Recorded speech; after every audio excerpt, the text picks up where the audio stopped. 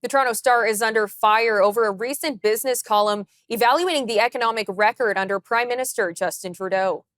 The piece argued that Canadians became wealthier under Mr. Trudeau's time as Prime Minister, specifically looking at GDP growth and median net worth. However, other journalists were quick to point out that the piece made fundamental errors, including the National Post's Adam Zivo, who joined us to explain the controversy. So the piece in the Star, which was penned by the newspaper's business columnist David Olive, argued that Canadians should be thankful for Trudeau because he left the country far wealthier, richer than when he found it. And to substantiate that argument, he cited a few different figures. One of the key ones is that he said that GDP under Trudeau's term has grown by approximately 41%. And in comparison, he said that under Stephen Harper, GDP grew by only 18%. He also said that the median net worth of an economic family in Canada increased by 66%.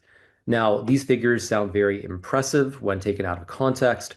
However, they're deeply misleading. The GDP figures fail to account for inflation and population growth, whereas the net worth figures fail to account for the impacts of COVID-19 and the pandemic. So we have to remember that if you don't adjust your GDP figures for inflation, you're often counting inflation as growth when it is not. So let's say, for example, over the course of Trudeau's term, GDP is often measured in US dollars. The cumulative inflation rate between 2015 and today is approximately 33.1%. So you're essentially arguing that a 33.1% increase in GDP had existed just at that baseline, even though that was just money slowly losing value. So to fix that, Statistics Canada and basically any agency that treats economic analysis with any level of seriousness, looks at real GDP. And so real GDP filters out inflation by adjusting all of the currency numbers to a single year. So in Canada, that's typically done for 2017 Canadian dollars. There's nothing special about 2017. It's just an arbitrary benchmark.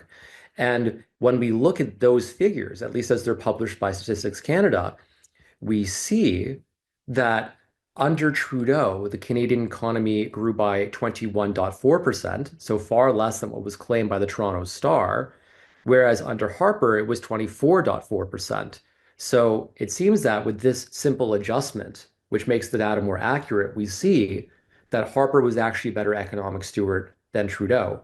However, the difference between the two prime ministers grows starker when you start to account for the effects of population growth. Over the past few years, we've been predominantly growing our total GDP through mass immigration.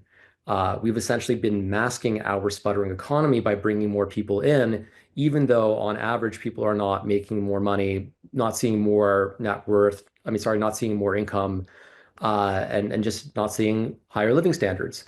And when you look at real GDP per capita, you see that under Trudeau, it grew by only 0.8% versus Harper, where it was 4.4%. Now, granted, the numbers that I got from StatsCan only ended at the fourth quarter of 2023, so we don't have the impacts of 2024, but they're not looking good. The problem here is that this op-ed has been widely shared by the Liberal Party, including ministers such as, let's say, Mark Miller. He's the Minister of Immigration.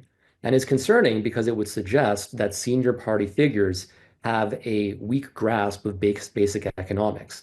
And it's particularly concerning if this is being shared by the immigration minister, because the immigration minister should be able to understand how immigration impacts economics, how it impacts GDP measurements. If he doesn't understand that, that's a problem.